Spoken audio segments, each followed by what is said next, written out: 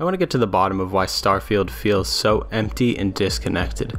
Despite the game having so many worlds, 1,000 to be specific, I think I have begun to understand a specifically unique issue for Bethesda Game Studios games here. Fallout 4 is not what I consider the pinnacle of gaming. I don't even think it's a particularly good Fallout game for that matter, and Skyrim sure has its issues. However, BGS was able to create cohesive worlds in those games, sections of map identifiable by the player, recognizable and full of particular expectations the player could rely on. I would argue it's one of the strongest aspects of their games and something that ties their worlds together beautifully. In Skyrim, you might think about how the different regions of the country can often represent different seasons. This gives each region a different flavor and a distinct feel. They also have particular features and landscapes, not to mention different color use. Each hold in Skyrim reminds us of the people, quest lines, faction alliance, and themes held in those locations. Riften is a great example of this. The autumn aesthetic, often rainy and gloomy with waterways and forests full of colorful trees. You also might think of the Thieves Guild, the Nightingale, the corruption, and of course the extensive ratway beneath the city. Windhelm, for example, is nothing like this. Made of hard, large stones surrounded by a bitter and frozen landscape, the city has had a series of horrific murders, deranged children, segregation, and poverty, as well as being the home of one of the two major warring factions in the region, being the Stormcloaks. To make it into the city, one must march down the long, narrow bridge that connects the ancient city to the rest of the world. Yet despite their differences, both of these locations are in the same game. In fact, you needn't even fast travel at all to get between them, and you can cross holds without a single loading screen. Getting into the cities is a different story, but this was 2011 after all, not 2023, where we already have games like The Witcher 3, Red Dead Redemption 2, Cyberpunk, and so on. Massive games that allow you to come and go from major cities without the thought of a loading screen. Regardless, Skyrim's world is brought together because it is together. It is one nation and it feels as such when you play it. That's what makes exploring in Skyrim such a treat. Remember when Todd used to appreciate the idea of looking at something in the distance of an open world and walking to it, being a player within an open world game that at least seems to be there all at once, acting and moving as you act and move throughout it. The mountain in the distance is there whether you go that way or not. Retreading similar paths to make different turns along the way, or seeing something new occurring along the roadside you've passed by a dozen times is what made you internally understand and accept Skyrim as a location. This is it. This is Skyrim. I am here, and whether I am still here in minutes or somewhere else, this is still Skyrim. That's the name of the game, and that's where you are. They went to incredible efforts to produce a game that is yet to be replicated, and it seems full to the brim with passion and care. Cohesive is a great word to describe its world. Its many parts form an incredible whole, flaws and all included. Riften is just as much Skyrim as Windhelm and all the rest of the bits around and in between. Starfield is not this. I think this is my biggest struggle with the title, and it's something I feared they would be able to capture once more in a world separated by loading screens. But that's not the only issue. Skyrim has loading screens to get in every damn building, but that never removed me enough to throw off the experience.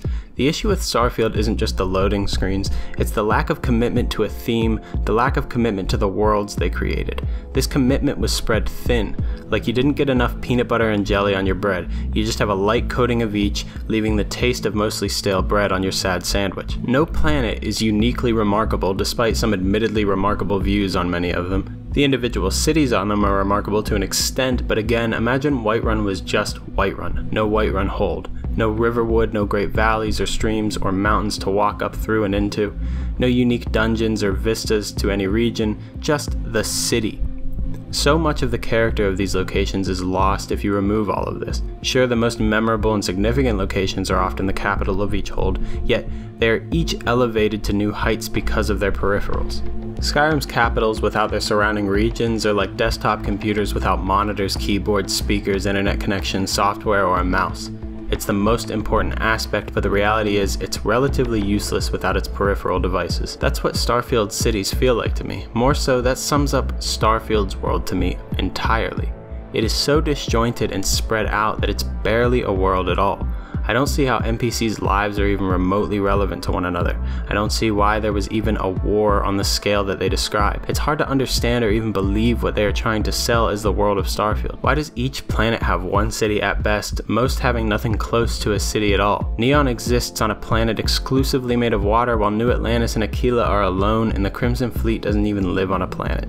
Aquila exists on a planet with major threats like Ashta and unpleasant levels of gravity, yet I can find planets with resources and lesser threats without issue. Perhaps if space was full and room for cities was thin, this would be a more believable scenario, but I alone can scan, understand, and explore what a planet has to offer in 20 minutes or less, yet this advanced space-roaming version of the human race can't help but sit their fat asses on a needle in a haystack. As I stated, Neon is surrounded by nothing but water, so the world of Neon is the city. Despite thinking the cyberpunk-style location might hold mystique and intrigue to it, it loses all of that because the entire world is so easily defined by just Neon. To take Cyberpunk 2077's Night City for example, it's absolutely enormous compared to Neon because that's where the game is set, of course, and while I'm not saying Neon needed to compete on that scale, there's still the Badlands, and we know the rest of the continental United States still geographically exists as a landmass. There's talk of the state of things beyond Night City's walls, as well as other bands of roaming nomads. They go to great lengths to display a living world in front of you and around you, whether you are there or not. Even locations you can't go to are given life as they are mentioned throughout the game. If that example isn't landing for you, think of Skyrim and the rest of Tamriel. You can't explore the rest of the continent and the other nations while playing Skyrim, yet you know they are there on some level. I think this only helps in bringing the world together for the player, getting to the edge of the map and wondering what else might be out there. Just that thought alone is a good argument for open world games existing. Despite thinking that their openness is what draws us in, it's also their limitations. It's the parts of the map that go, oh, that's all for now. And here we are years later wondering where the next Elder Scrolls and Fallout games will take place based largely on those moments. You can't walk out of Skyrim or the remains of Boston, Las Vegas, or DC, but you know there's more to the world out there than the plains of nothingness surrounding them in-game. Starfield attempts to be so large and executes poorly on this scale, and that despite having seemingly more content than previous BGS titles, it still feels massively empty and disjointed. Imagine you had a bucket and you poured a pound of sand into it. The bucket would likely seem considerably full, and you might think, dang, I got a decent amount of sand here. Now imagine spreading that same pound of sand across a 100-yard by 50-yard football field. People have often used the wide ocean but shallow pool analogy for Bethesda Game Studios games, but I think Starfield truly lives up to that critique more than ever before. They did not better their ability to tell a cohesive story, and unfortunately where they normally make cohesive world spaces come to life, they failed in this regard as well because of how thin the world was spread, and it certainly doesn't help that you'll be sitting through more loading screens than ever before, and there isn't a well-constructed or visually appealing map of any specific location. I have no concept in my head of what the world of Starfield looks like, no strong themes of locations, no memorable characters to attach them to.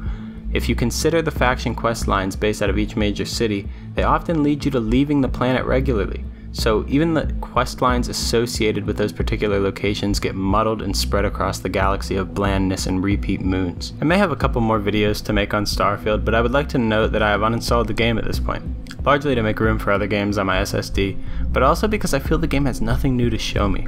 I have no interest in the story, I see no point to the power fantasy, and I now know that despite the galaxy being so enormous, the amount of unique and memorable world spaces remaining is next to none. I think in time more will come to a similar understanding of Starfield when they think back on previous Bethesda titles. Starfield simply does not have the backbone to match the Elder Scrolls or Fallout, despite it nearly copy-pasting many of those games' features over to itself. To aid in this issue slightly, they could have done a few things. One, tighten the space that most civilized locations exist within. People are so spread out with so many planets between them that the Freestar Collective feels entirely irrelevant from the United Colonies, Neon, and the Key. It makes no sense for these factions to be competing directly with one another, given it seems they've barely spread out to neighboring moons or planets, let alone neighboring solar systems. Why not have them tightly linked, competing over 1 to 3 solar systems? This is the first entry in what is assumed to be a new franchise, yet I couldn't possibly care about new solar systems or planets. They need to fill out the ones that are here. Next, add maps to the locations. Players need a visual when they think of a location, and it can't just be a building or a single scene. The cities in the game are huge, they need something to tie them together, and a beautifully done map is that something. Finally, using some sort of color coordination on the greater solar system map that helps us easily understand what is UC territory, Freestar territory, and so on. Where we are as players should matter and feel distinct. It doesn't. This could even be tied into having different laws and rules based on the areas you're in. Perhaps the UC could be more strict on contraband and openly carrying weapons, things of this nature. Anyway, that's all from me. Drop your ideas below. How can Starfield be adjusted to have a more cohesive and memorable world? Or do you think it's already good as is? Your comments help a bunch. Like if you like, dislike if you don't, and let another one of my videos play if you want to help out the channel. Regardless, I appreciate you just watching or listening.